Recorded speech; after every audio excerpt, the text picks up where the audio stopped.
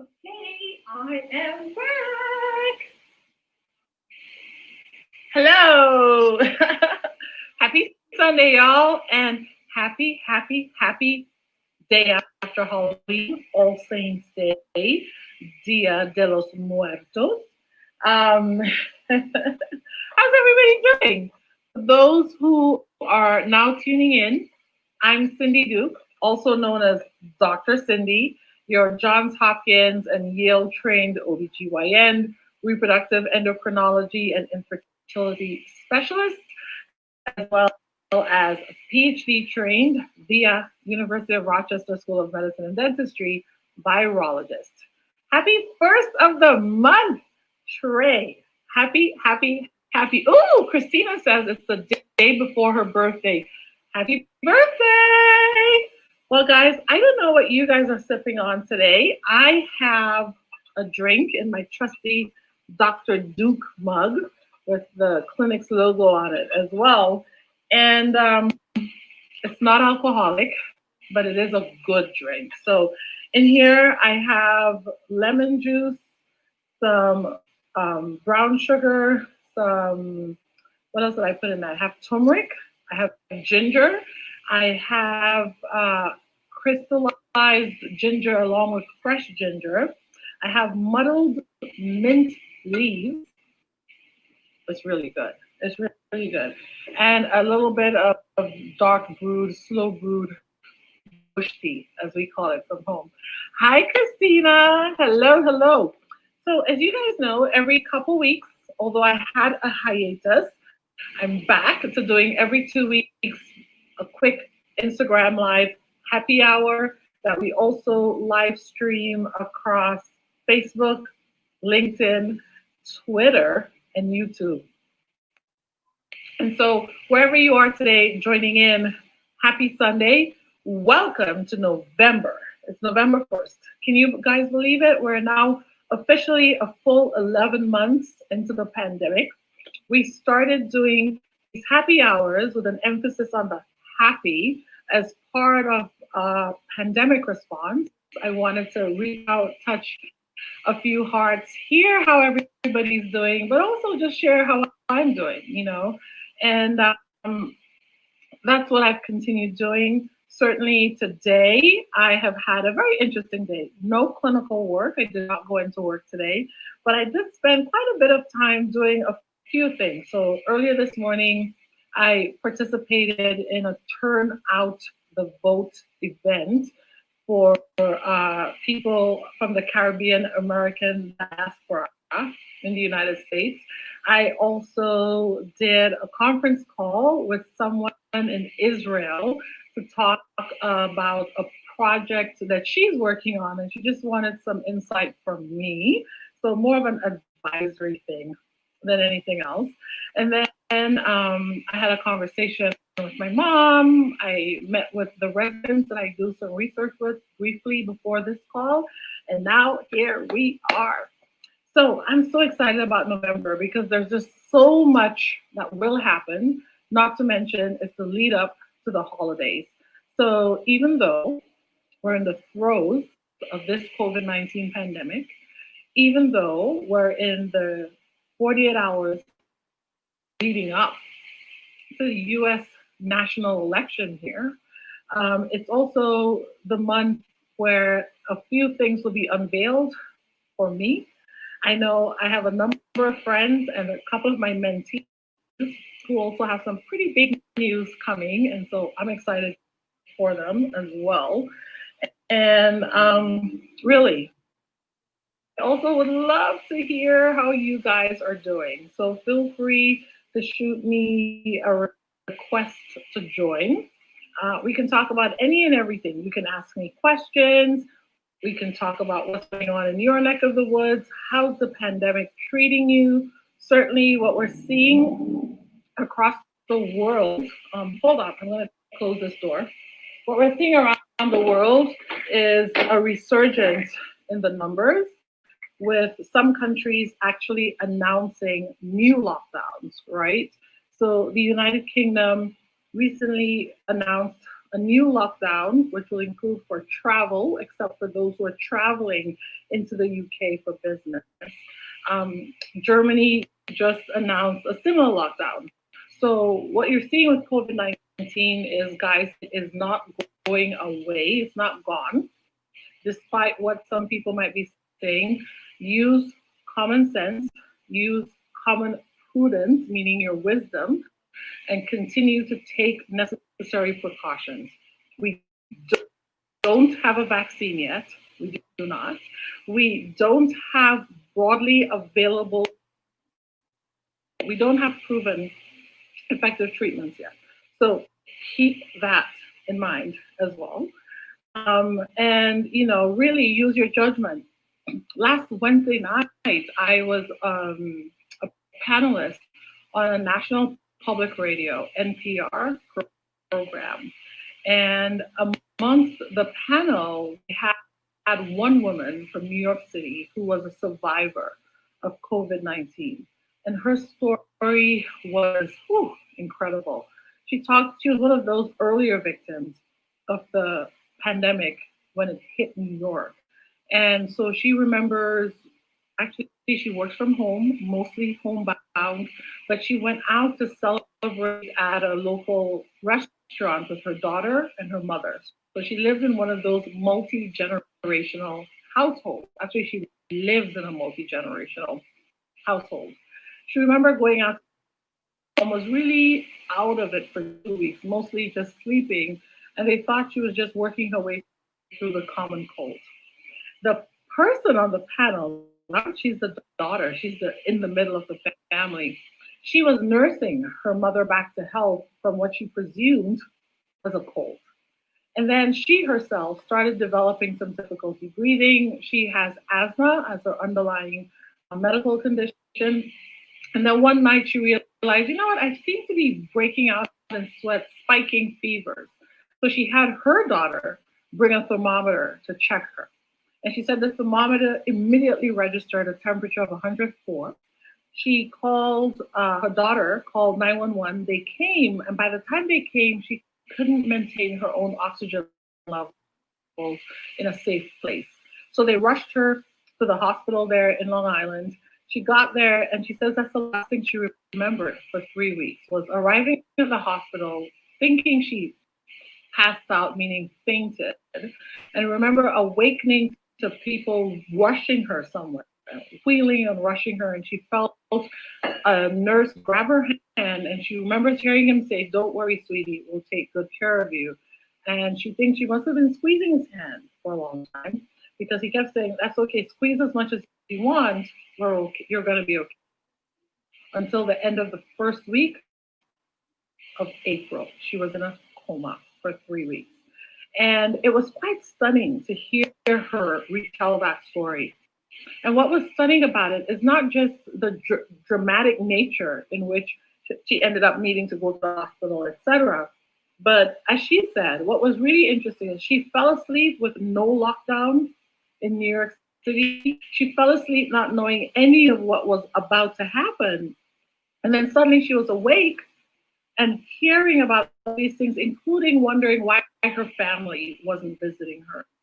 She shared her experience of the hallucinations that come from dexamethasone, the high dose steroid, which is proving to be quite effective in many ways for patients who are having severe symptoms. And her story, her retelling was so poignant and so meaningful, because it really brought home, I think, the part of COVID-19 that the majority of us are not aware of, which is the lived experience of the patients who actually succumb to the illness, the severe part of the illness, those who have to be in the hospital 2 weeks, meaning asleep, unconscious, breathing tube, helping her breathe.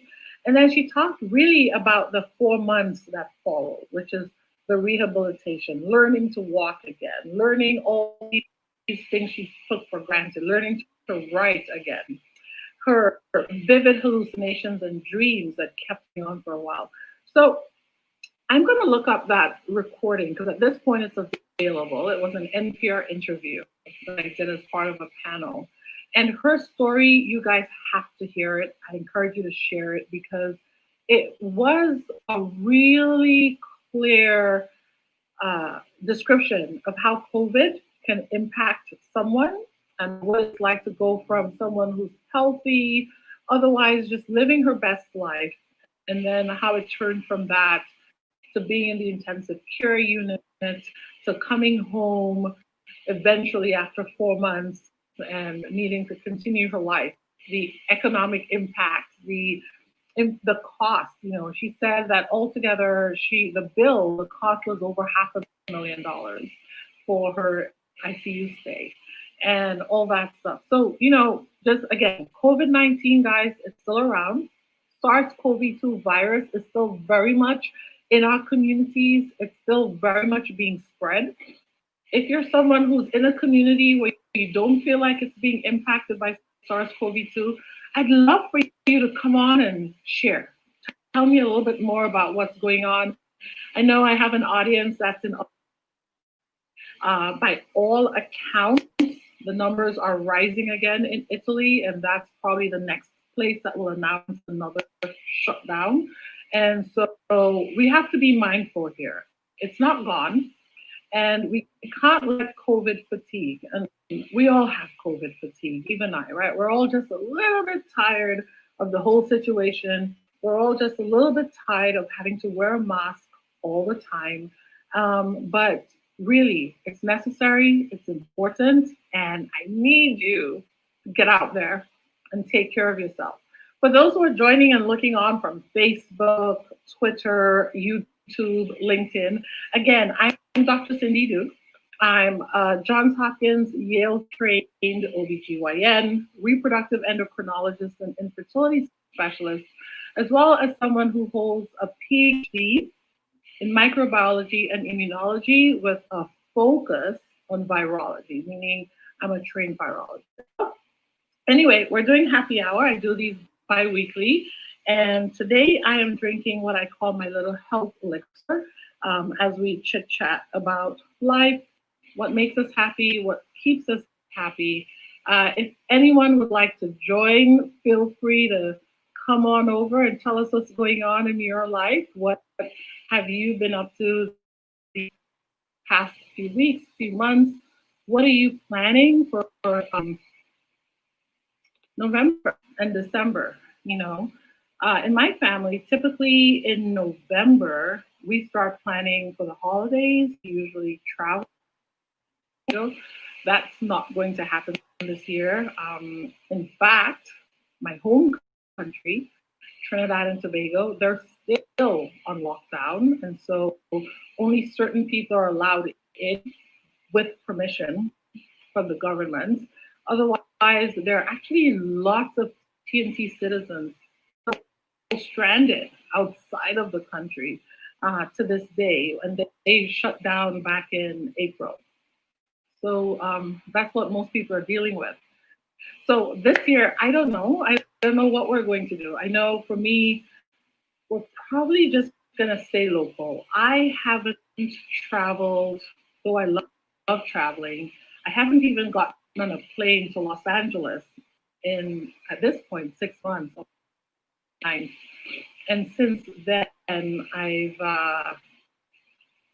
decided, you know what, too many people are just doing their own thing, and that particular trip gave me some anxiety. I had never felt so much anxiety about flying and sitting on a plane as I did in that flight. And so for me, it's a personal decision. I know there are people who are still flying who need to fly for work.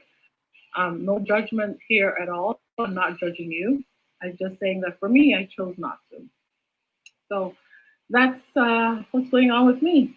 Like I said, when we first started, I have been receiving a lot of packages. This particular package came to me from Dr. Eduardo Cariton, who is here on IG. He's Cariton MD. And he sent me, I just unpacked it, this book that he wrote along with a friend. and it's all about IVF, and it's called A Cub Come True, an IVF story, and it's by Dr. Pietro Bartoletto and Eduardo Hariton. Even a personalized card here from Eduardo. So I am library. I actually got the library idea by watching one of my other friends here on Instagram, Dr. Um, oh my goodness, having a brain fart. But I got it from her. I'll think of her name in a second, and I was like, oh, library. That's not a bad idea. So we started doing that. But this one is from Dr. Harry Todd and Dr. Bartoletto, and it's called A Cub Come True. You can look it up online, and it's all about an IVF story. And the pandas wanting to have a baby, right? And the back of the book, it actually says, Doctors Pietro Bartoletto and Eduardo Hariton are Harvard-trained OBGYNs and parents who help others build families of their own. They understand how challenging the IVF journey can be and wrote this book to help parents share the story of how their littles came to be. And so, if you're someone who has had a fertility journey or you know someone who's been on the journey, feel free to share. Oh, we have a question. And so, Christine's question is, do you know if there has been any variation in the strain of COVID and have symptoms changed? Well, all viruses mutate. There actually is more than one strain of the SARS-CoV-2 virus. And so, yes, there are multiple strains, as we've identified. And as a matter of fact, not only are we able to identify the strain of the virus, but we've now been able to map where the strains ended up. So, meaning, for example, like the one in New York that caused the outbreak in New York, that was tracked back to Italy versus, for example, the strain that caused the outbreak that was seen in San Jose, California, that one was tracked directly back to Wuhan, China. So yes, we've actually been able now to identify the strains and where the points of entry, for example, here in the United States, where they would have originated. So we know, for example, with New York, that the New York strain, the one that really wreaked all that havoc in New York, came across from Europe, and it seemed to be the strain that was the predominant strain that was seen in northern Italy that caused all those issues there. So yes, Christina, thank you so much for that question. That was awesome. The second part to your question was, have symptoms changed? Now, is no longer as virulent, meaning it doesn't seem to be causing as much pathogenic destruction as what we saw in the first wave. And the short answer is not really. The symptoms haven't changed, but what's changing is the exposure, meaning more people are washing their hands, more people are doing contact precautions, more need to do it. But even with that amount, we do have less exposure. We certainly believe, and this has been a long-standing understanding among virologists, that inoculum makes a difference. And I've talked about inoculum in some of my older happy hours, which is, it's not just being exposed to virus that can get someone sick, but it's how much virus you're exposed to. And so that's called the inoculum. And so that's another consideration here. And we definitely know that exposure, time of exposure, duration of exposure, and the person's own underlying health status all factor in. And when we say underlying health status, it doesn't necessarily mean someone who has a known disease that makes them at risk, but what we saw is certain people's own immune profile made a difference. We saw that so far we're seeing that not only does your immune profile make a difference, but make a difference. There's still a lot more for us to learn, of course, but that was another really important thing to know. So That's important. Hello, Tinto Blacks and everybody else. Again, if you're just joining, my name is Dr. Cindy Duke, and I'm doing my bi-weekly, every 2 weeks, happy hour, emphasis on happy. And during these happy hours, we just talk about life, what's going on, what are the big ticket questions right now. Certainly here in the United States, we have the general election coming up on Tuesday for those who haven't voted already. I think it's pretty amazing to watch the data coming out that says, an unprecedented number of people have already voted. We're hearing about these incredible numbers. Hi, Ed. What's so funny? Um, we're hearing about these just amazing voter turnout across the United States. And the question is, what does that translate to when it's all said and done? What I want to tell everyone, and I encourage you to tell your friends, your families, everybody else who's heading to the polls on Tuesday, bring your mask. Bring your mask. Don't forget it, okay? There are definitely places where people might actually be turned away from voting if they're not wearing a mask. I certainly think some people may even suddenly make up that as a new criterion before you can enter to vote, particularly in certain places. We know people can be quite creative with their voter suppression efforts, and that would be one that could potentially prevent someone from voting, especially if you're someone for whom there's a long line, you probably had to work, you're busy, or not. So bring your mask, bring your mask, bring your mask. Samantha, Bahama Sweets just said that it took her 3 hours to vote. So worth it. Samantha's in the New York City area. 3 hours sounds like actually a decent time. In some parts of New York City, people are reporting longer wait times, in other parts, shorter wait times. But she's highlighting something really important. Be prepared for a long line. Be sure to bring a snack with you, bring your hand sanitizer, wear a mask, okay? Don't show up starving. Don't show up without proper, hydration. Bring a bottle of water, but also importantly, wear your mask. So Nazoni is saying it was smooth and quick early voting experience here in Maryland.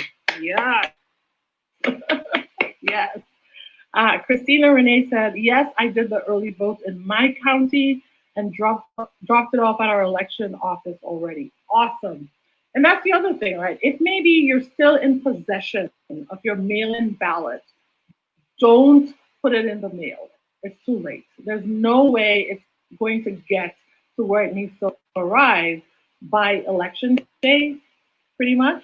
So instead, but what you can do with that mail in ballot is you can drive it to the polling station, standing outside, who would collect your mail in ballot from you. But if you're going to do that, make sure that person's official.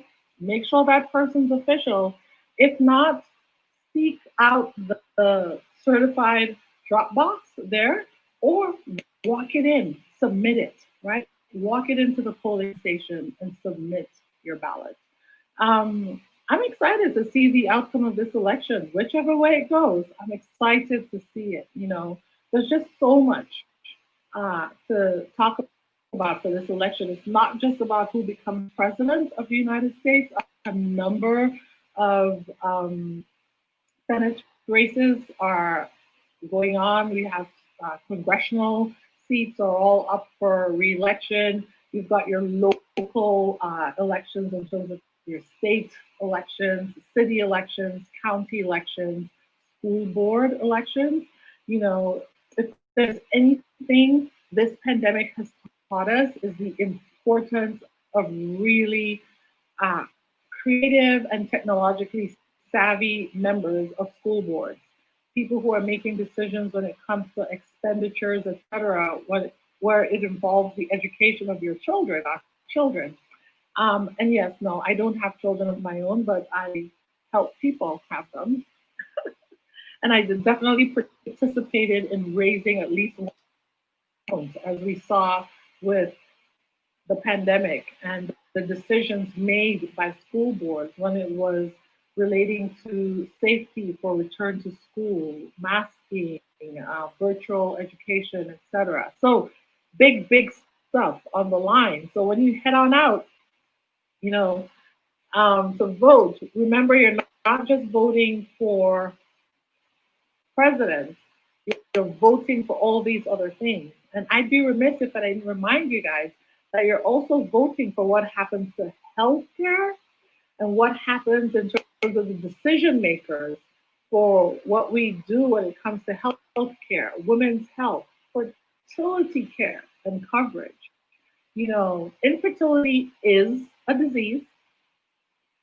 1 in 8 people struggle with infertility. Conservatively. In some communities, in certain age groups, those numbers are higher. We also know that there are some states in the United States where fertility benefits, meaning insurance coverage, is mandated or expected to be provided as part of your health care coverage. But in a number of other states, that is not the case. And what's really important is who we vote in, uh, whether or not they have those things on their mind. Well, how do they feel about things like that? So if you haven't researched your candidates yet, you still have time. Go look them up, see. Not here to tell a single person how to vote. I will never do that. Voting is a personal choice, but emphasis on personal choice, right? Meaning, make sure you vote based on what you, the person, need. Make sure you vote based on what you understand to be important to you. Don't vote against your own interest. That's all I have to say. Don't vote against your own interest. And many people don't realize it, but yes, I can't tell you how often patients are shocked when I say that there are companies that provide fertility benefits. They're shocked. Speaking of fertility benefits, like I said, we cover a lot in these happy hours. It's November, which means across the United States, the majority of people have entered their open enrollment period for selecting health insurance. And so, if you're someone who has plans on either getting pregnant soon, perhaps seeking out fertility services, and you're wondering, do I have fertility benefits? Now is the time to not only look into that, but to make changes, right? Like I was just saying, a lot of people don't seem to be aware that insurances do provide benefits. And so it's important if you're someone who might need fertility services, that you call up your human resources manager if you're the person who's working with a company. Call up HR. If you're someone who's self-employed but using the marketplace, the health insurance marketplace, you can call offices in your area for your state, and you can find out which plans cover fertility services. Some plans cover diagnostics, meaning they cover the testing, the things that we need to do to at least figure out what's going on with you. So that's the diagnostic side of fertility services. Some plans cover diagnostics and some treatments, which means some of them cover inseminations, which is IUI. That's where we help the patient release an egg or she ovulates on her own. And when we take washed sperm, whether it be from a partner or from a sperm donor, and we put it into the womb to help achieve pregnancy. Some insurance plans actually cover that. And then there are other plans that cover in vitro, IVF. That's where we're actually taking eggs from someone's body, putting them together with sperm to create embryos to achieve pregnancy either in that person's womb or putting it in a carrier. There actually are insurance companies that have plans that cover that. But if you're not looking for it, you may not know that it's available. I know if many people make their decisions about health insurance the way I did before I understood it well, you're probably looking for the insurance plan that at least allows you to go to the emergency room if you need to. That's probably all you're looking at. And your next question is, what's the lowest deduction that can come from my paycheck? Or if you're self employed, what's the lowest monthly payment I have to make? But many times, if you just look for a plan one tier higher, two tier higher, you might actually find that for a small additional monthly fee or deduction, you can get all these services. Now, critical to all that, though, is also understanding whether or not there's a deductible, right? So I certainly have patients who come into my office and they say, "Oh, I have amazing insurance because it has fertility benefits." And we're all excited until we look. And what they have is, yes, they have fertility benefits, but they also have what's called a high deductible plan, meaning a certain amount of money has to be spent before their insurance will start paying for services or paying a certain percentage of the services. And that actually can then impact how much they have to pay out of pocket, because sometimes maybe your insurance will only cover 50% of your IVF, which means if you have a high deductible plan, you first have to pay out a lot of cash to meet your deductible. And even then, they're only going to pay half of the IVF. So the other half that you need to pay, when you combine that with your deductible, might be more than if you paid out of pocket. Maybe. But the only way to know all this stuff, guys, is to talk about it. So, open enrollment. Not only do you have November homework, which is if you haven't voted yet, Tuesday, go vote. In some states, you can register on the same day to vote. So vote, vote, vote. If you're in possession of a mail-in ballot, still drop it off. It's too late to mail it in to know that it will be counted in the election. But your second November job is health insurance. For most places, it's open enrollment period. Now, some places have open enrollment earlier in the year, like mid-year, but many, majority, including the Affordable Care Act, now is open enrollment. Open enrollment for health insurance. Personally, I feel like every high school senior should be getting a course on health insurance. How does health insurance work? How do health insurance policies work? What does it mean to have a deductible? What does it mean to have a copay? But until that time, for those of us who've already completed high school, we need to educate. How much is it going to cost me if I needed to go to the emergency room? What is my copay? What is my deductible? What is it going to cost me if I needed to be admitted to the intensive care unit? If anything, this pandemic has taught us is the importance of healthcare and having health benefits. I would hope that's one of the big things that we've learned. Of course, another big thing this pandemic taught us is the importance of technology in our lives. Imagine that. If we didn't have technology like this, I'd be sitting here this Sunday evening, still sipping on my drink, but not fellowshipping with you guys in the way that I'm doing now. So let's see what else we have here. Who else is on with us? Kim says, when is election, by the way? Well, the in-person election, the actual date is this Tuesday, November 3rd. So this Tuesday, sorry, oh my goodness. This Tuesday, it's always a Tuesday, always a Tuesday. This Tuesday is election. There are no delays. There's no delay because of the pandemic. Election is not Wednesday. It is not Thursday. It is Tuesday. Now, early voting was open in many places, even through today. But if you didn't get to do that, Tuesday, get out there, vote.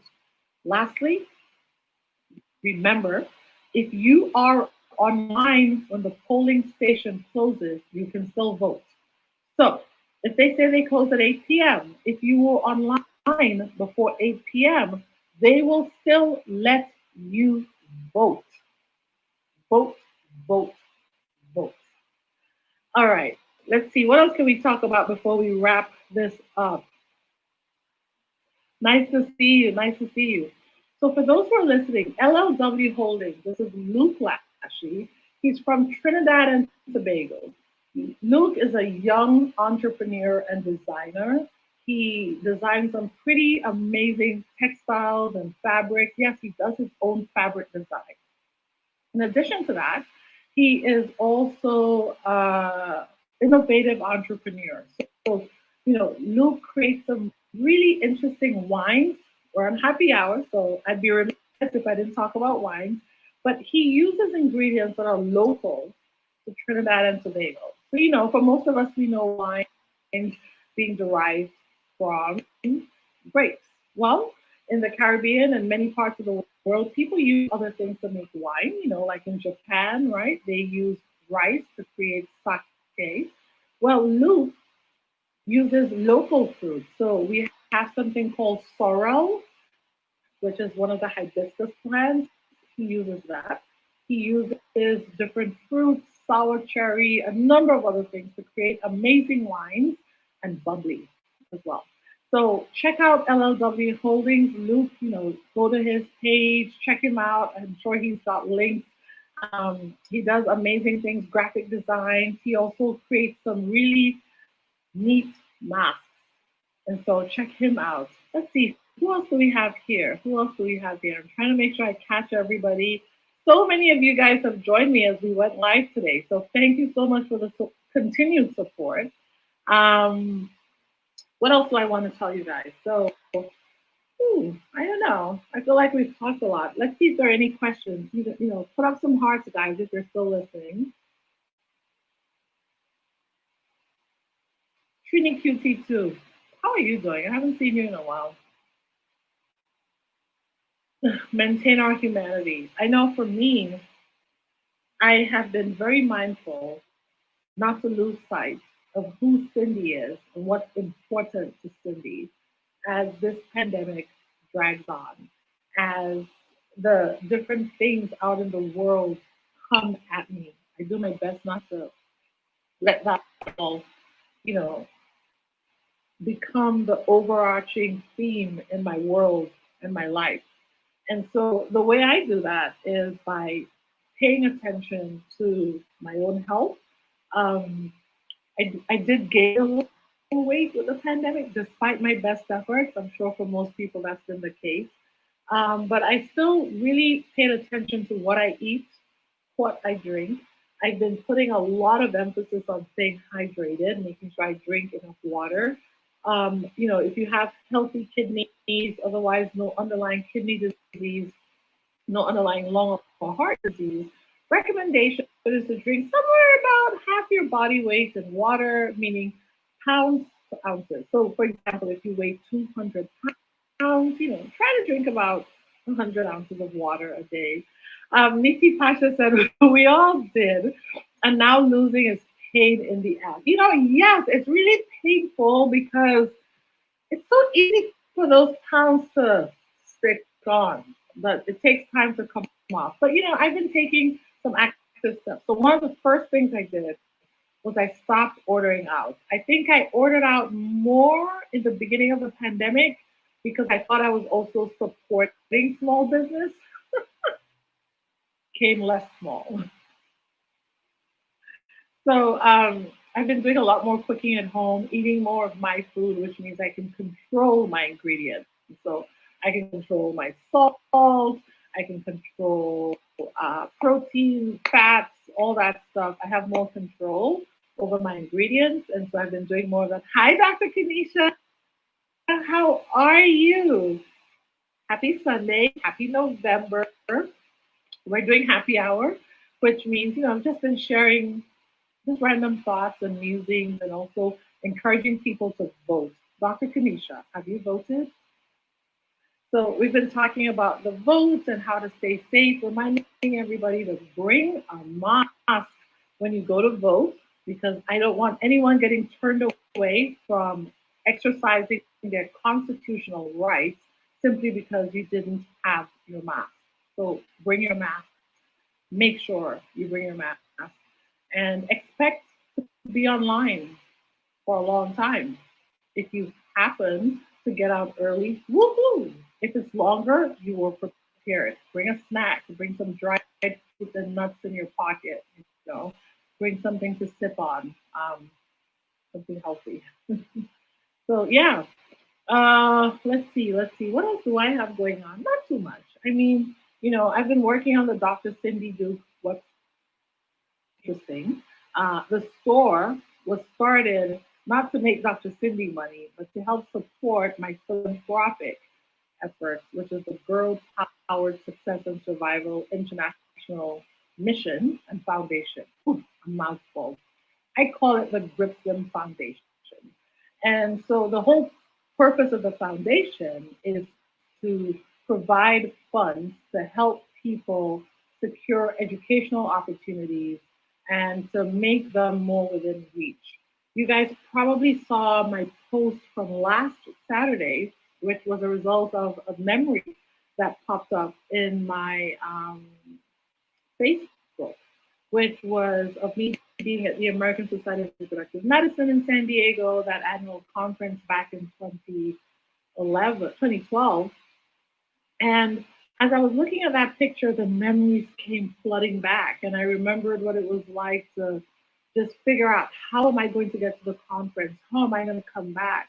And a lot of residents and trainees and people, not just in the medical professions, but in any profession, really, for a lot of people, the time when you're becoming educated and training is really tight financially. And yet, a lot of the things put in place don't support that. While we all know they're necessary, right? They're necessary to go to these meetings, necessary to figure out how you're going to make this all work. And so I'm starting to play with all this stuff. And so I started a scholarship for that reason. And with the scholarship, what we're doing is providing bridging funds. Obviously, we're still growing the endowment for the scholarships. So we're not able to give massive scholarships, but what we are able to do at this point is fund things like, let's give an example. Let's say someone in the audience right now, you're someone who's maybe in residency. There is a conference you'd like to attend, versa. I know right now most conferences are virtual, but we'll get back to a point where you can travel. Well, the Gripson Foundation is one where you can apply and receive funds to cover the cost of your hotel or your airfare to get you there.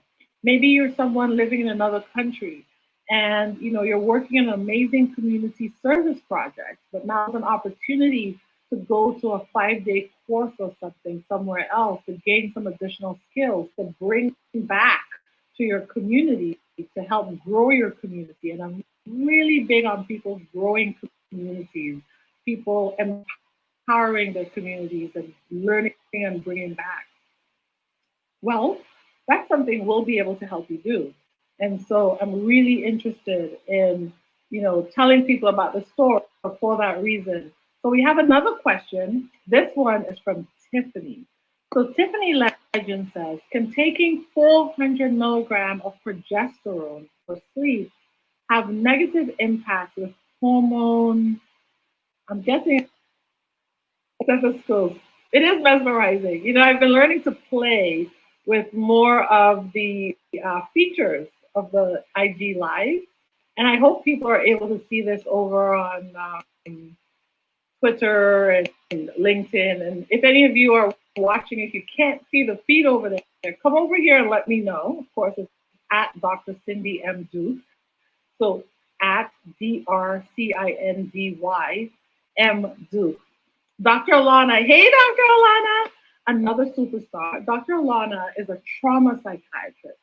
So let me explain what a trauma psychiatrist is as best as I can. Basically, she's the woman who understands how any and everything we interact with can not only impact our day-to-day, but how it can cross over and impact who we are and our next generation. So, I follow her and I'm always amazed by her talks.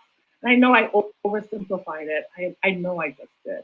But she's somebody you should be following, Dr. Alana Curry. She does amazing work. And, there's a whole concept of something known as generational and inter. Lady Finish says, hi, Dr. Cindy. Anyway, let's go back to the question that was up there before I forget. So she's asking, can 400 milligrams of progesterone negatively impact your other hormones? Well, it sounds like she's doing the progesterone for sleep, and that's interesting. I know certainly progesterone is not our recommended first line treatment for sleep disturbance. We look at other things. Certainly, if you're having sleep disturbance, I recommend having a diary so you can keep a sleep diary. As Dr. Wendell Bob shared back when we did a live together earlier in the year, you should look at your food triggers to see if there's anything you're eating or drinking that might actually, maybe temporarily, looking at the timing when you ingest those things, is it negatively impacting your sleep? Different herbal remedies and activities can also assist with sleep.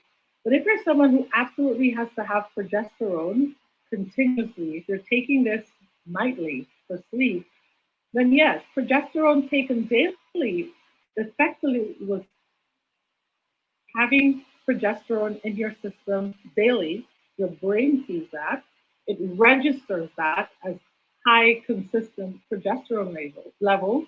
In turn, it will stop talking to the ovary as much, which means the ovaries will also go quiet because the brain doesn't know that the progesterone it's seeing in your blood isn't coming from your ovary, but in fact coming from what you're taking for sleep. And so as a result, you're essentially, if you're taking 400 milligrams of progesterone every day for sleep, that's birth control. You're taking birth control. That's what that is. So if you're trying to get pregnant and on daily progesterone, that's part of the issue. Beard Erica says, how can a layperson tell if they are having COVID-19 symptoms versus flu symptoms since flu season is on us? Oh my goodness, Erica, that's an amazing question. Yes, yes, yes. So the short answer is it's not very easy to tell flu symptoms from COVID symptoms. It's not. So, shot. The first thing you can do to help you distinguish is get the flu shot so that if this is the flu, your body is prepared to fight it off better than if you hadn't gotten the flu shot. So that's the first thing. Get the flu shot. But if you're having symptoms, fever, body aches, cough, runny nose, all those things, you should be reporting to your healthcare provider right away. So with video medicine and technology, you can just call them up and have a telemedicine visit right away. There are way more COVID tests available now that you can be tested. That said, it's tricky because someone very early on in the infection, when they're still, body is still ramping up, they might not, depending on the type of test that's done, you might actually have a false negative, even if it's COVID. And also, it's not impossible for someone to get both, right? Having the flu does not mean you cannot also get COVID and vice versa. So, first and foremost, if you think you have symptoms, talk to a healthcare provider right away so they can assess and provide you the necessary assistance. It is also quite infectious. You can spread that thing as much as you can spread the COVID. So if you think you have the flu or COVID, isolate, right? Don't get up and head on out and head to work and all that stuff. Don't. And everyone should be practicing precautions. Ideally, if you have multiple bathrooms, using different bathrooms, for example. But definitely, you should take precautions, talk to your healthcare provider, follow instructions. Because the short answer is it's not really very easy to distinguish flu from COVID and vice versa. But the approach is similar. And likewise, it turns out it's flu. Where it's flu season, if you've got a flu shot, you can likely prevent yourself needing to land in the hospital and needing an ICU bed, which, as you guys can see, there are ICU bed shortages all around the country. You know, the state of Michigan, for example, I think right now is at 85% capacity for their ICU beds. The state of Utah, which is one of our neighboring states here in Nevada, they're also nearing capacity. The state of North Dakota, they've been at capacity. We've got to pay attention, especially in the mountain states right now, Midwestern mountain states. Niti Pasha says, can taking high dose of vitamin D cause headache or lack of energy for a couple hours or a day? That's an interesting question. There's not a lot of data that says vitamin D causes headaches. Matter of fact, I think it's the other way around. Vitamin D does have some important roles to play in our vasculature.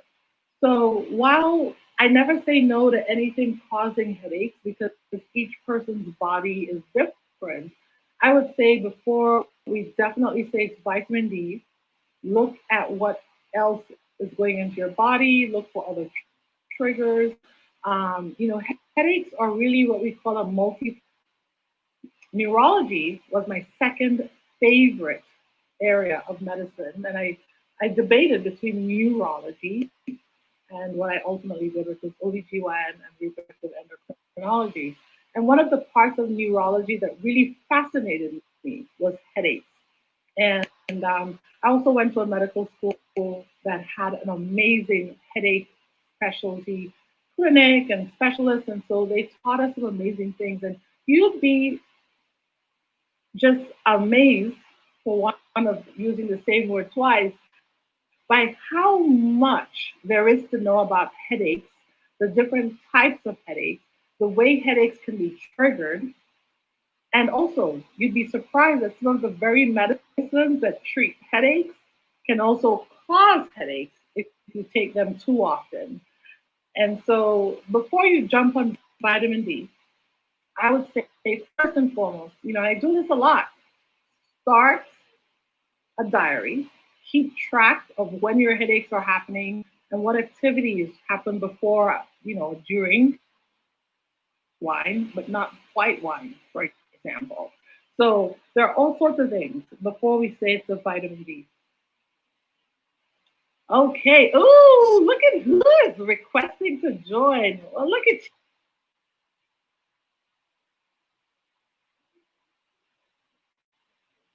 Interesting connection here. So, hello there, Coco. Ladies and gentlemen, this is my mother, Cora Hanson. Hey, Mama. Hello. How are you? I think I'm too low down on the screen or something. The screen splits in two. I like perfection. I know, but given that this is my life, I'm on top. Well, Coco, how are you? You are in Los Angeles. Yes, I am. You have essentially put yourself in quarantine, right? I hear everybody. No, let me meet my peoples, okay? Right? Everybody's here to say hi. I'll be missing you guys. Hi, Tiffany Legend. You. Hi. Hi. Oh my goodness, Joanne Gray Cummings said Cora Panton wants me join you on Instagram and then I'll get to come on. Because Beard Erica, 1 second, Coco. Beard Erica is saying, can vitamin B shots help weight loss? Now, vitamin B shots, vitamin B is actually, Great question. Great question, right? Mm-hmm. Vitamin B is an interesting one because we say vitamin, also known as thiamine, B12, for heart health, all the way to 12 and beyond. So there are a number of different vitamin Bs. So all the B vitamins play different important roles with our cells. So like B1, which is thiamine, is important for our brain and our heart. B6 plays a role in our nervous system and so forth. B12 also plays a big role. You know, vitamin B6 is important also for our red blood cell formation. And if you're deficient, your blood cells are actually really big. And so, yes, a vitamin B shot typically has a mixture of all of those vitamins, but not always. There's also specifically vitamin B6, specifically vitamin B12. So the reason why I'm not giving you a direct yes or no is because it's a nuanced answer. It depends on whether your vitamin B shot that you're asking me about is all the vitamin Bs combined, or is it specifically one of them? The combination one is marketed as helping to boost energy. And I think that's in part because it actually works on your red blood cells, which is what carries your oxygen and so forth. So it plays a role there. It plays a role in muscle performance. So yes, it can help with performance, and therefore, if you need better muscle strength, better oxygen carrying capacity for when you exercise and so forth, it will help you lose weight. But which vitamin is best for people like me? I know the people who experience. And so, you know, there are a number of vitamins. You know, I recommend that if you are someone over 50, that you consider being on special vitamins cocoa. And I've taken you to the health food stores and we've gone through the different vitamins and why they're important. You know, as women age, when you hit menopause, one of the interesting things is as your ovaries make less estrogen, the impact that the estrogen would have normally in strengthening your bones and so forth changes. So certainly calcium becomes important, vitamin D becomes important, the B complexes play a big role as well. Iron, depending, especially if you're a vegan, meaning you're not really eating red meat and sources of iron, you may need iron in your diet.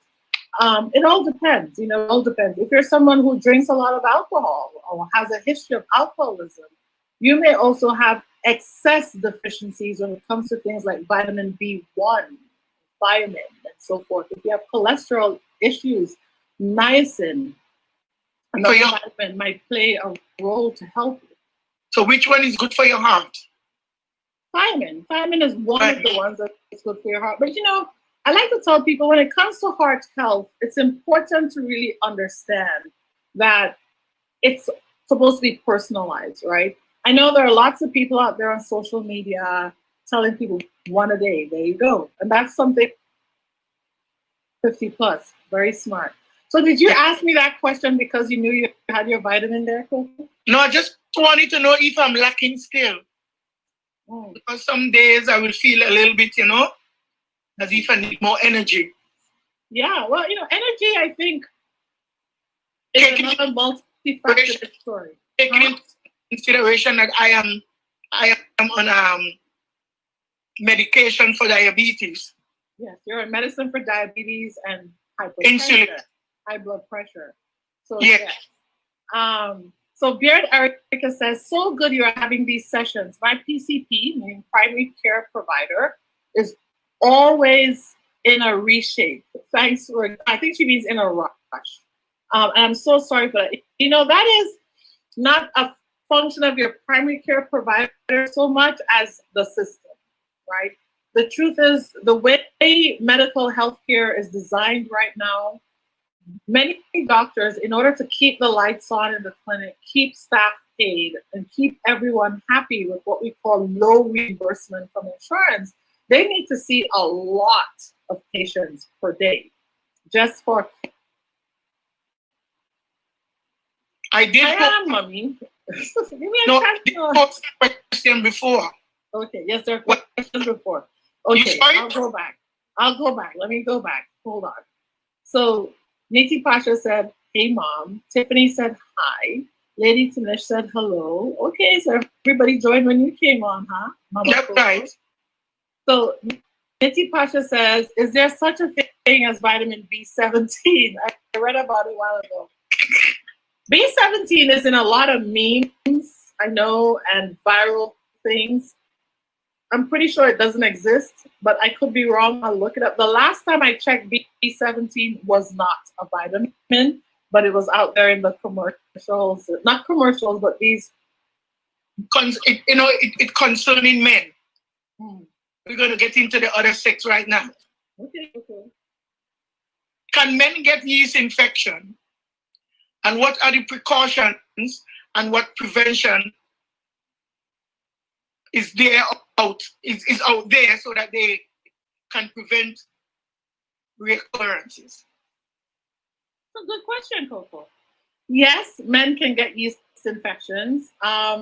Typically, when we say the word yeast, we're generally talking about genital yeast infections. But the truth is, people can get yeast infections on any part of their body. They can get yeast infection on the skin. They can get yeast infection in the mouth. They can definitely get yeast infection in other parts of the body. So that includes men. Now, I'm pretty sure you're talking about the reproductive area for guys. Can they get yeast infections? Yes. We have seen that, yes. And if it can come with an odor or whatever, talk. Okay. Yes, you can have issues with yeast infections that impact for guys, they can have symptoms that involve things like itching, etc. It's not as commonly diagnosed in guys as it is in women, for sure, but they can get it. Certainly, there are certain things that predispose some guys to yeast infections, which include changes in pH, what they're eating, what they're drinking, whether they have foreskin or not, whether they're diabetic or not. And so it's a number of factors. But yes, if he has recurrent symptoms like itching, distress, should talk to his doctor. They can certainly culture it. Treatment is pretty straightforward. It's generally a single tablet dose. We don't consider yeast to be a sexually transmitted infection. But that said, I've certainly noticed that some people tend to get yeast infections, male or female, after certain activities. And so if somebody keeps having infections, I generally would talk about maybe considering having the partner undergo that one-time treatment as well for yeast. Because remember, you can also have yeast like in your mouth. So when I say activities, I mean all activities. Well, gentlemen, tonight and ladies, I'm glad that this question was asked, and I'm glad that we got this kind of an answer. Although she didn't name the part, she didn't name what kind of sex you have. I have young people on my. I guess the young people need to hear it too. But yeah, so I'm referring to things like penetrative genital intercourse. Yes.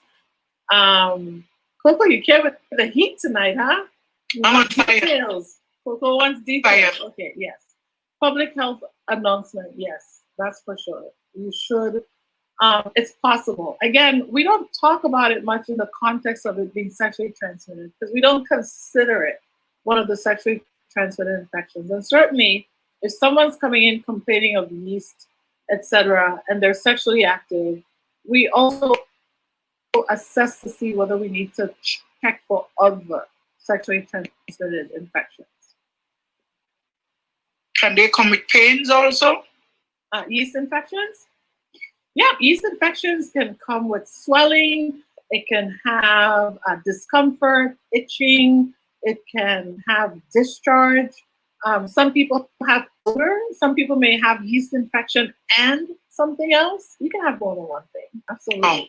Oh. Mm-hmm. Nice. Oh, look at you doing the fancy stuff, right? It's not fun. I actually learned to start playing with the displays because of Coco when she joined me in my live back in July. So Coco, what did you cook today though? Today I cooked. What did I cook today? I didn't really cook today. I cooked some rice today because I did a curry chicken. You remember last night I told you? I did some curry drumsticks, yes, with carrots and stuff. And so I I'm here by myself right now. So I just, yeah, well, I'm alone here in the house, and I'm loving it. I get a chance to really join with you, and I wanted to get away from the election vibe. Yeah, it was very nerve-wracking, especially when I started to hear certain news. But then I knew earlier today you said that we should do a live and speak to people about election and to encourage them to go out and exercise their constitutional rights and duties. There was a time when not everybody could vote in this country. Yes, there was a time when not everybody of a certain hue could vote, and then even then, there was a time when women couldn't vote. There was a time when no matter what you looked like, if you didn't have a certain amount of money and property, you couldn't vote. And so people fought. She's saying, at what age should a woman stop trying to have a baby? Well, it depends on what trying means. So if you're at home attempting conception with a partner, it gets progressively harder as we age. And that's in part, hi, Dr. Nancy. I'm doing my 2 bi-weekly happy hour. And this is Coco, my mom. So Coco just joined. So the thing about trying to conceive is as we age, our egg numbers decline, because as you've heard me say over and over again and again, for us women, our numbers of our eggs decline as we age because we're bored with all of our eggs. And so it's important for us to keep that in mind, that as we age, our egg number is declining. But while the numbers are declining, the eggs that remain are aging. They're getting older. Technically, your eggs are about 4 months older than you are. So in your case, if you have any eggs in there, they're 64 years and almost, actually they're 65. They're still good, you know that, right? Right, sure. So I can make an omelet. You could, but we would veto that.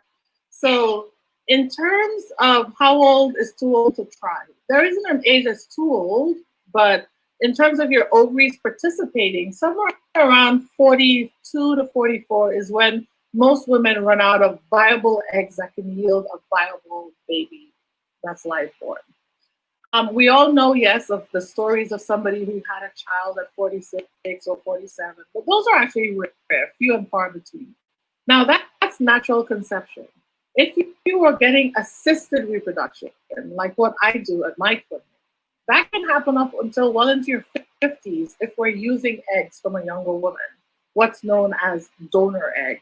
It can happen well into your 50s also if someone's caring for you. Certainly, I have patients who've already gone into menopause who still carry their own babies. And how healthy that person have to be? You have to be healthy. I think a lot of people think it's just I show up, I tell the doctor I want to get pregnant, I give them some money, and it happens. For the most part, no. I know for my clinic, we have very strict guidelines. Have your colonoscopy done, show that that's normal. If you're 40 or older, any ethnic background, you need to have your mammogram and have a recent normal mammogram, normal pap smear. If you're 50, we also send you to have an EKG as well as with a colonoscopy. If you're not in a high-risk group, then your colonoscopy at 50. If you are 50, we also have a cardiologist review to make sure your heart is healthy to carry a baby to full term. If you qualify for all that, which most people do, trying to get rid of my nose, I can't get it off yet. Maybe pick something else. No. Oh, that was weird, wasn't it? Did you see this one? Oh no! You, right? That was me. I found yours. Yes. Yeah. So okay, so you cook. So how you yours? I found the puppy and I touched it, but then do you see some other things underneath? You just keep scrolling across and you can select different looks. You know, yeah. These are weird. Yeah, some of them are really weird. Some are weird. But you can go in the other direction. I like that. I like that. I like that. Okay, so Nzoni says, thank you, Dr. Cindy. Oh, my pleasure. Nisi Pasha is asking, what about weight? Do you mean, let me know. We could talk about weight. There's just so many aspects to weight. Let me hear what you would like to know. So before you joined here, were you seeing me on other, like? Yes, I was seeing you. I was seeing what there's a lot of people over there, Henry, all of them over there. Oh, all right. I'll go look for them at the end of this live just to say hi. Yeah. Also, Niti Pasha says, yeah, she wants to know about weight and fertility. So we know weight can impact someone's fertility on both sides of the spectrum. Successfully carry a pregnancy, but they can also be too fluffy, as I like to say, that can negatively impact their chances of pregnancy. Certainly, people who are very skinny get pregnant, people who are very fluffy get pregnant. So it's a continuum, but you definitely see issues on both ends of the spectrum. So, for example, in the world of OBGYN, reproductive endocrine and infertility, we don't just say weight, but we go by BMI, body mass index, which is a function of your weight in relation to your height in meters. And a body mass, Does your feet have anything to do with your cervix? Something to do with your hips? Your feet and the size of your hips? Yes. For no, Coco, but let me finish with Niti Pasha and then we'll for delivery of a baby. We'll dive into that. Meaning a BMI 18 under 18, it is difficult for most people to ovulate. Many people will stop having spontaneous ovulation if their body mass index is under 18. And that's in part due to your body fat content. So we know that in order for your hormones to function and your brain to regulate your hormones, it needs actually a certain amount of messaging coming from your fat cells, your adipose tissue. So we see that in people under BMI 18, definitely 16, 14, they usually don't have much body fat.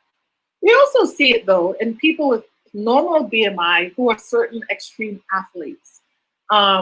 So people who are like extreme athletes, long distance runners, etc., even if their BMI is over 18, if their body fat percentage is under a certain number, they still have trouble with ovulation. Same thing with people with thyroid issues. But on the other side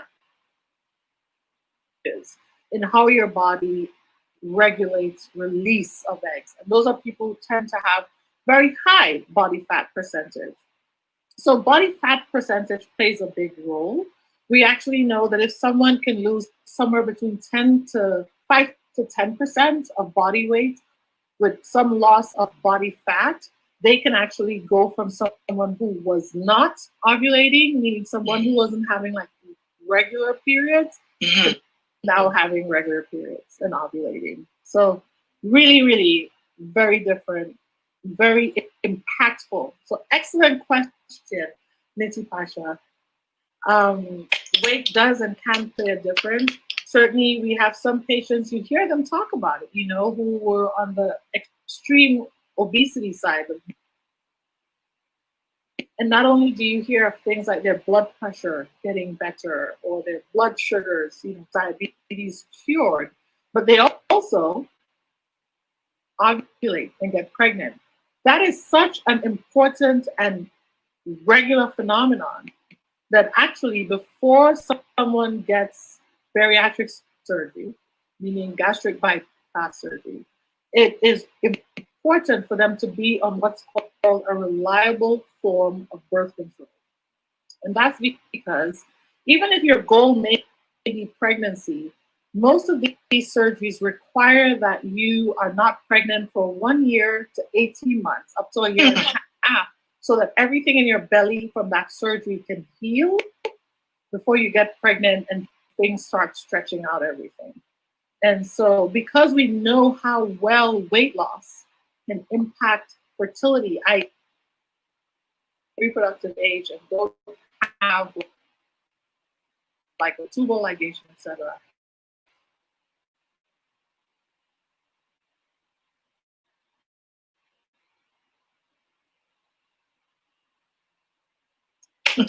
So, Coco, what was your question? Remind me. No, I was told and size of a woman's feet and indicate whether she would have a C-section or she will bring her baby by during labor. No, I don't know of any specific reliable data that says if I can look at her foot, I'll know if she can deliver a baby. Nurse Thomas told me that. Yeah, I figured it was Nurse Thomas, who is an excellent midwife. I will tell you that there are so many factors that go their pelvic size, but also the size of the babies. So we talk about the passage and the passenger is what we like to talk about in OBGYN. The trip. And so, the birth canal is a fixed size. So it depends on the baby. How big is the baby? What position is the baby in? Is the position, let's say even if baby's head's down, is the baby head down but face up? Is baby head down but face down? Ideally it's head down, meaning they're facing downward, head first. But sometimes they do come out backward. Tricky. It's especially tricky depending on how the chin is positioned. Because as you can imagine, for that baby to come down the birth canal, if the chin is in certain positions, you have trouble. So we call it mentum, which is the chin, anterior or posterior. So lots of factors. It's not just mom's foot size. A woman might be able to safely deliver a baby that's 7 pounds vaginally, no problem. And then you go to a 9-pound baby, different story. Then you've got other women like yourself who remarkably deliver 10-pound, 11-ounce babies vaginally. So, ripped. Yeah. All sorts of things. All sorts of things. What was that like? Did you know your baby was the crumb of the baby? And so meaning when she saw my head, she knew I was going to be a big baby. Yeah. If she felt your head, she know that you're full of hair on your head. She said, "Ooh." That's because, Coco, I was a post-date baby. I was about 42 weeks. Yes, I didn't. Your skin was like peeling and stuff, and you look so like you're ready to push you in a stroller. Well, I mean, I was a 10-pound, 11-ounce baby. That's a big girl. I know you don't like to hear it, but that's probably one of the biggest things that pointed to you becoming diabetic later on. Well, I know.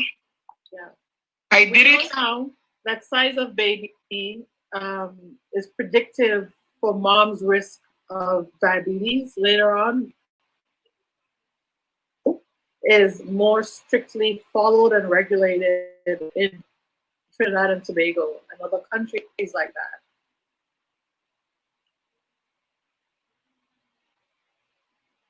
With my son, your brother. I'll be right back, Coco. Hey everybody, we're having a good night tonight. I'm just drinking water. Oh. Yeah. I didn't do alcohol, but I did, Someone juice. This only thing interesting, didn't know that. I wonder which part of the conversation she's talking about. For such valuable information, I really appreciate it. Oh, my pleasure, my pleasure. Niti Pasha says, wow, that's a very interesting fact. Yeah, so we know now that gestational diabetes, meaning diabetes while pregnant, is a major risk factor for becoming a full-fledged diabetic in a But you know, woman's life. everybody like to know that she make a big baby. Oh. Yeah, but those are all things that, you know, matter. Nizoni says size of baby indicative of being diabetic. No, I'm not saying everyone who has a big baby is diabetic, but yes, it does predict. It has a high predictive factor for becoming diabetic later on. Absolutely. You know, other things about pregnancy. Pregnancy is interesting because a woman's pregnancy course can tell us so much about her later life.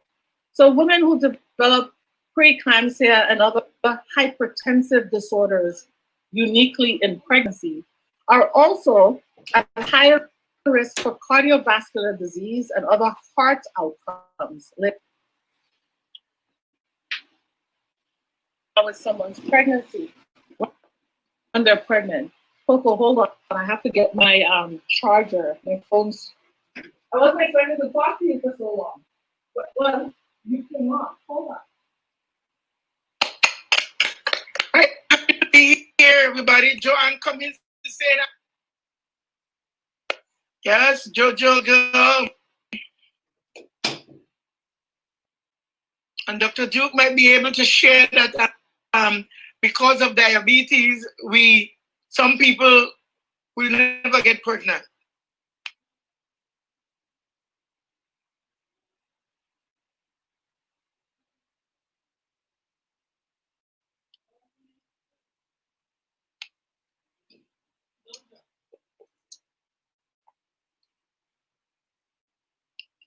Joanna, I know where I was first.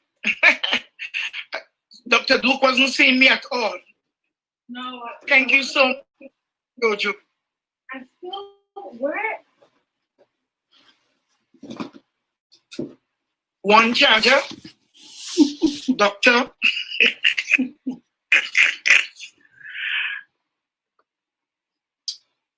Jeez. Yeah.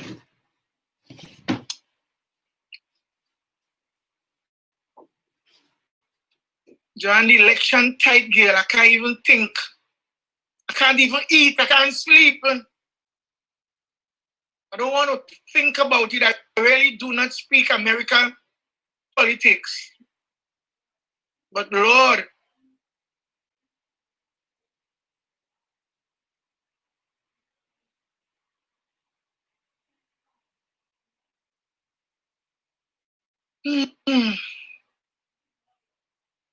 come on, Dr. Duke. Your guests waiting on you, your audience. Well, we may have to end.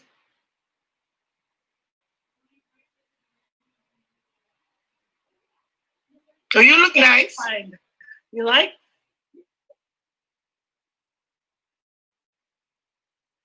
Oh, thank you. But I just put it on to show you. Joanne Grace says she's learning something new today about diabetes. Oh, yeah. No, Yes, so Joanne, I don't know if you are able to say whether or not diabetes can prevent pregnancy on the whole. Who, me? Right. Yes. Well, yes, we know that people with uncontrolled diabetes. So let's be specific. Pregnant, but especially staying pregnant. So we know that women with high hemoglobin A1C, which is a measure of how well your body is managing your sugars, high hemoglobin A1C have higher rates of miscarriage, higher rates of stillbirth. Stillbirth, meaning, you know, pregnancy going along, you get all the way to full term, and all of a sudden, My mom had a stillbirth.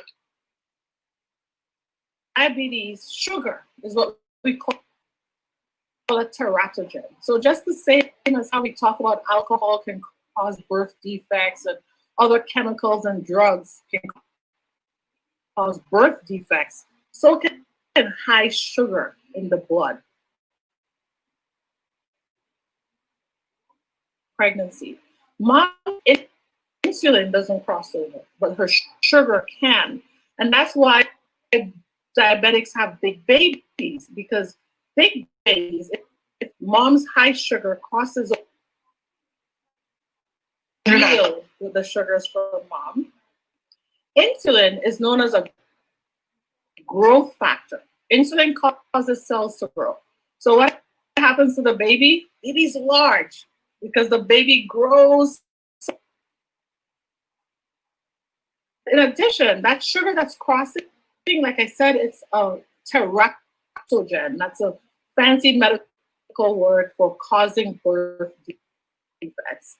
And so women with high blood sugars as a result of not well controlled diabetes in pregnancy have babies with abnormalities. And so that's why we want blood sugars to be so well controlled in pregnancy. It's for baby size, so that mom has a better chance of a vaginal delivery. It's for baby's life, because the higher your sugar, the higher the chance of stillbirth or miscarriage in your baby. And it's also for baby's life after birth. So because babies from mom, when they're born, their little pancreas doesn't realize that now they're not getting mom's high sugars coming in anymore. And that pancreas still makes tons of insulin for the first few weeks, especially the first few hours. And that can cause baby's blood sugar to drop so fast that the baby can have a very closely at the hospital, and they check their blood sugars, because that can lead to a seizure and even death in a newborn. And so that's why, especially if you're someone who's diabetic, we don't encourage, which is if someone doesn't know you're a fully controlled diabetic, your little baby can end up having a seizure and some other things at home that are really bad. If your sugars aren't well controlled and you deliver at home and your baby had a heart defect that you weren't aware of, that baby can die shortly after delivery. Critical things to know about diabetes. All right. So Nikki Pasha says, on your next slide, I would love to know more about preeclampsia. Absolutely. Now, preeclampsia is also what we call toxemia in pregnancy. And so we should definitely talk about it. We know that preeclampsia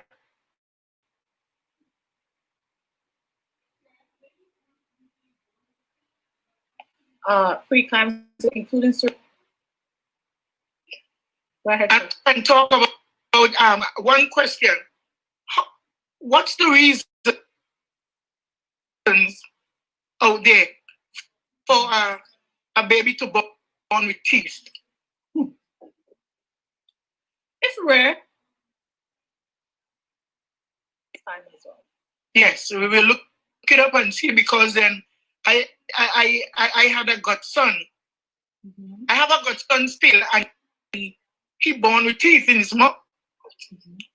Yes, Nancy Pasha says preeclampsia is very little talked about in undeveloped countries.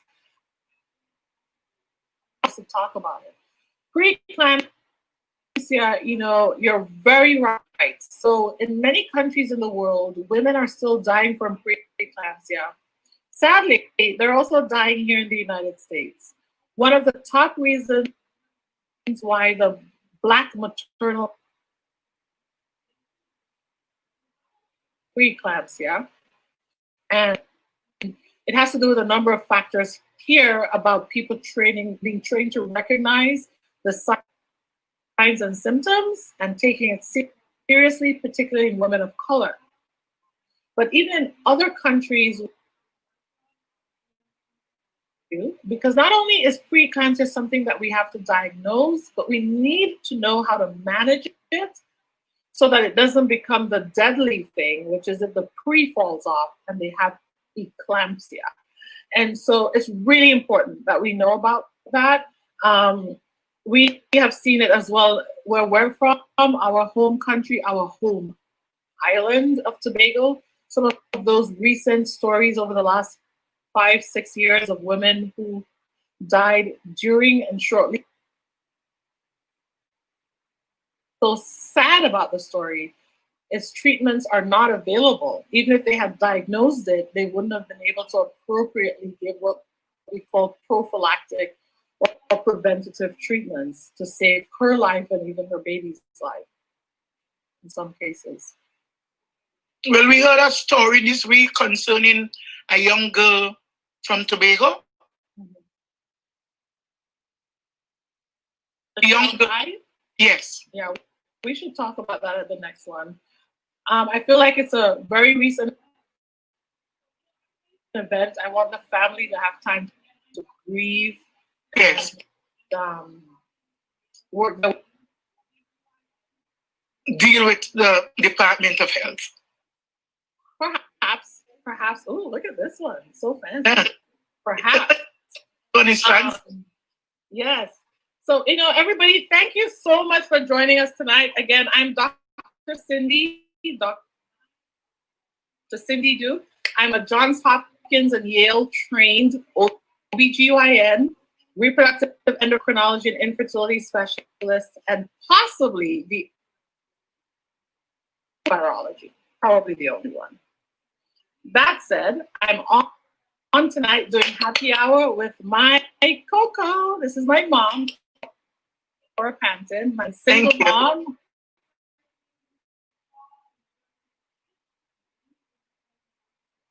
Forever grateful to Coco. Praise the Lord. Her belief. It's funny because here we are today and people believe Earth was Coco. Well, the only person who saw and heard her kids and believed when we said we wanted to do things, it was her. And I'm saying that not because I just want to blow up Coco's head. She does have a pretty, steady head on her shoulders. But it's also because I want parents out there to hear this and know the children's dreams. It's funny. Coco and I are here talking. This isn't something new. Even when I was very little, I could sit with her and talk. I would sit with her and bore her with my own stories. But I liked telling stories. I used to write poems.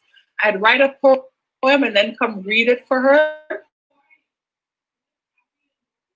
Fantastic. I'll say it to you guys. And even now I'm like, she so blew up your head, right? My poem was trees. Sometimes they're tall trees. Look how it's up. Sometimes they're short trees. Look where I got a girl. Yes. Hey, Katian.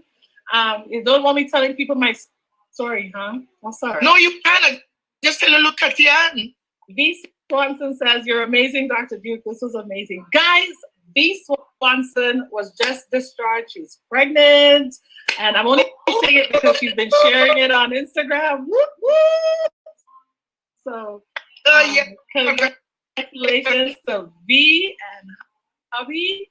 One day we'll bring her on so she can share her journey with you guys. She's been...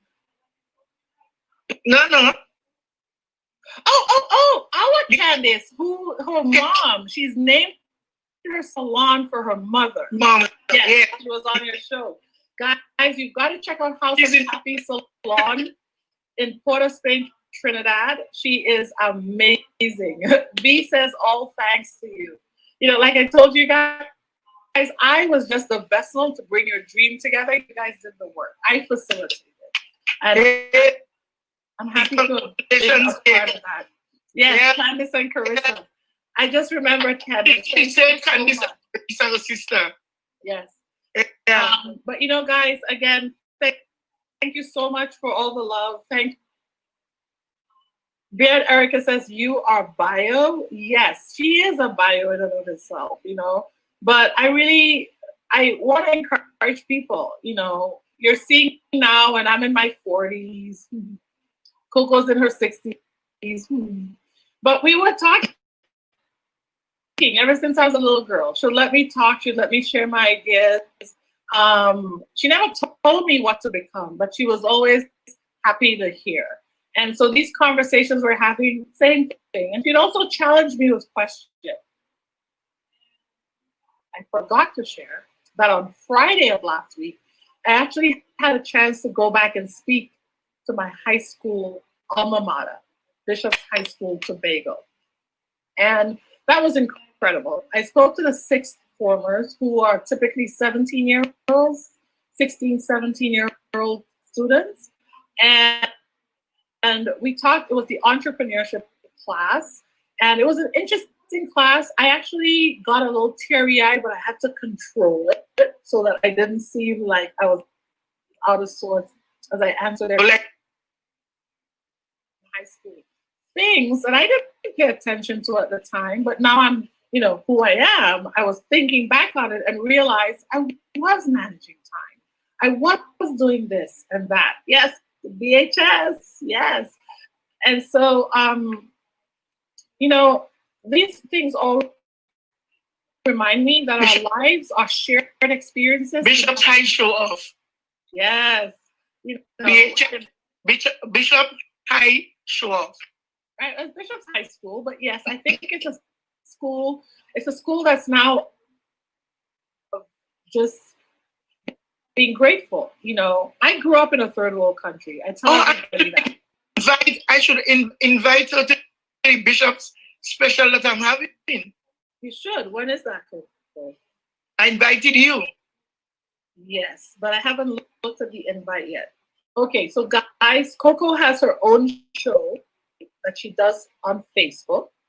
It's called Live with Mama Coco. It's usually on Sundays, Wednesdays, and Saturdays. On Sundays, she hosts it at 11:30 a.m. Pacific time, 3 p.m. Trinidad and Tobago time, which is Atlantic Standard Time on Sundays. On Wednesdays and Saturdays, it's 5:30 p.m. Atlantic Standard Time. I'm the producer for her show. And so it's produced by Girl Powered Success and Survival. And her show is a lifestyle and current life. She talks about current events, politics, her brand of politics, other people's brand of politics, and also life and style, just what makes people tick, what makes people happy, with emphasis on style. Yes. So if you ever want to just check it out, check out Mama Coco Life and Style. She has a Facebook page and she has a show. You can also check out her reruns there and on YouTube, Mama Coco's Life and Style on YouTube. Thank you. Thank you. We've got a bunch of other questions. Let's see if we can get to them. So,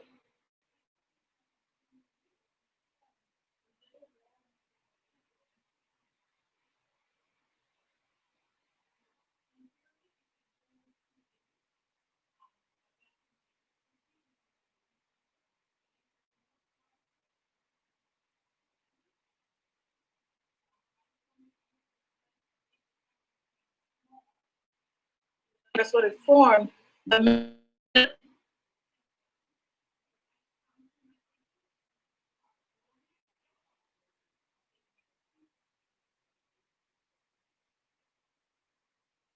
So we work hard to get pregnant with one baby at a time. Bicornuate uterus go head down. So I counsel my patients on the high possibility, that they may need a C-section because the baby is breech. Yes. Zakara says, I love you, God bless. Well, thank you, Zakara. Thank you so much. He's saying yes, she does. That's about your show. So to everyone watching, thank you.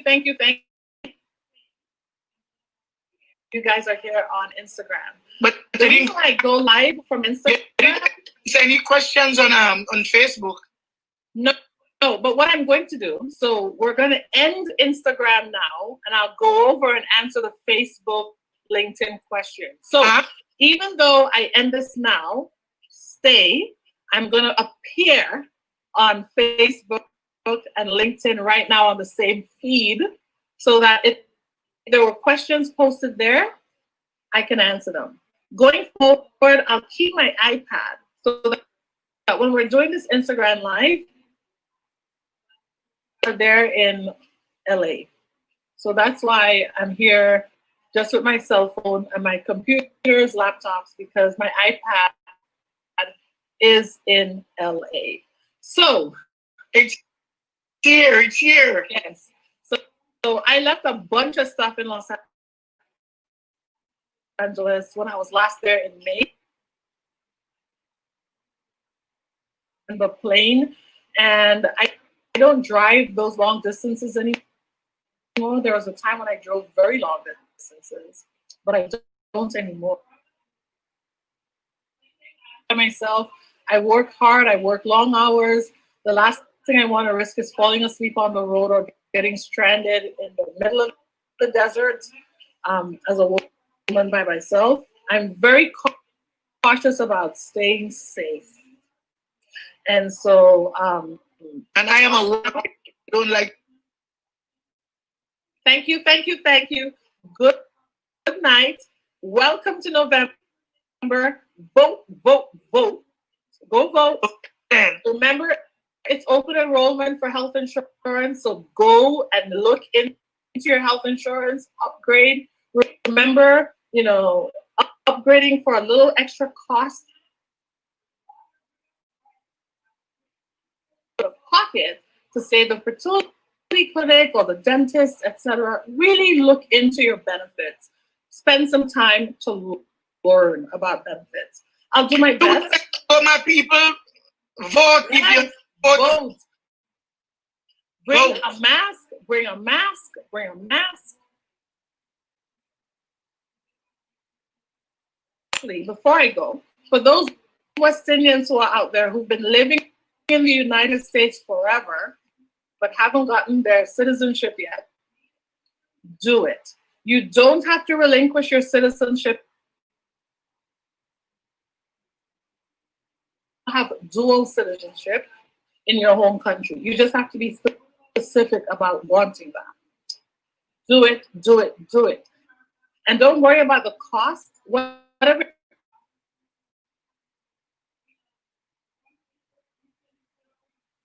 Not be able to exercise the right to influence decisions. Joanne Gray says she voted already. I'll be voting.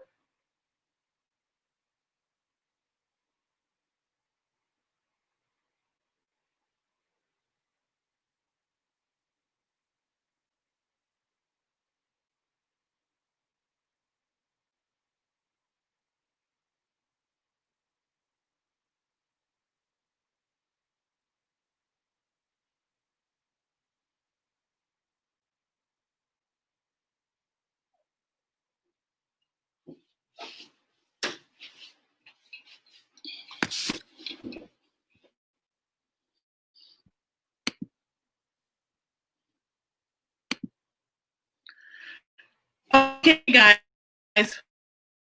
we're keeping double time here. Oh my goodness.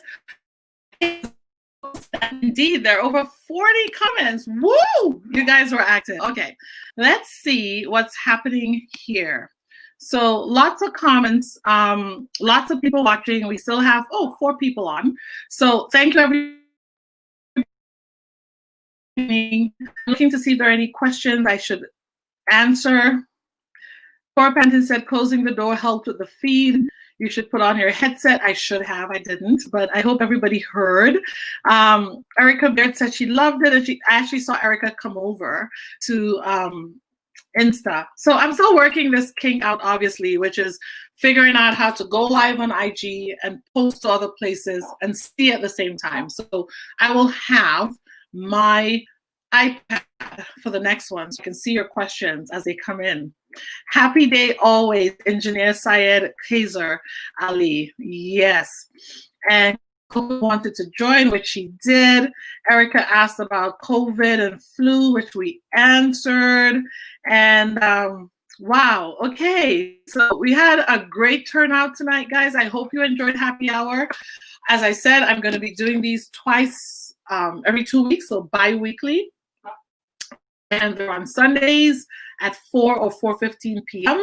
And if you have questions, feel free to shoot me an email over at drcindyduke.com. You can send them there, or you can email me at info at drcindyduke.com. One word, info at drcindy.com. It's been my absolute honor joining you guys this Sunday. Thank you so much. I hope everyone has an amazing week. Like I just said, vote, vote, vote, vote, vote, vote.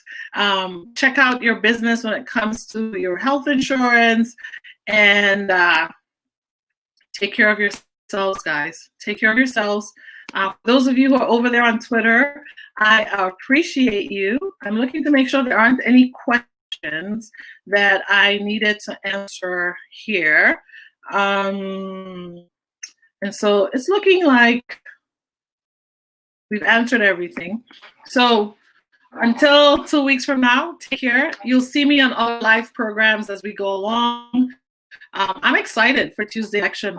Come what may, I'm excited to exercise my constitutional right. That's what I care about. So I'm excited about that. And I hope you guys are to bring a friend if you can to the poll. Wear your mask, bring your hand sanitizer. Look at me. At home, even at home, I have hand sanitizer. Keep one of these in the car as well. So I have this in the car so that I can, just pump as soon as I need to. And then we sanitize in the office. I have, and I sanitize probably a little extra because I just do it. And, make sure it's 60% alcohol or greater, which I have. This is 70%. And then I use my moisturizing hand lotion. Anyway, thank you, everybody. Have a good night.